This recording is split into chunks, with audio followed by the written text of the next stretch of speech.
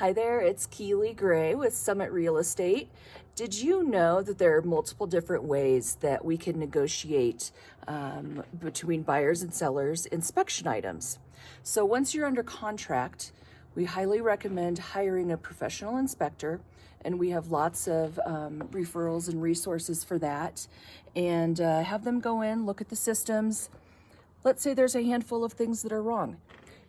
You have a couple of opportunities here. Can ask the seller to lower the price, can ask the seller to give you a credit at closing for you to then fix some of those things yourself.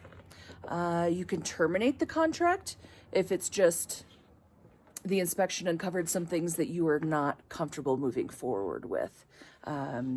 So it is another negotiating time during the contractual process, and the seller, if you ask for A, B, and C, the seller can say yes to all of them.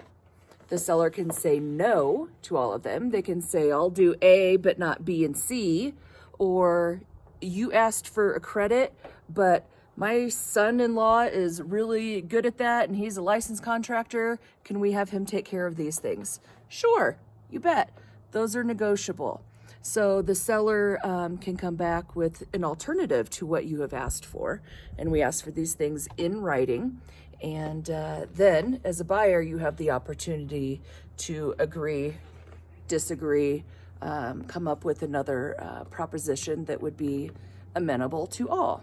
So there are, besides the initial negotiation on price and deadlines and terms, the inspection period is another time that you can terminate the contract or negotiate things like price or credits at closing.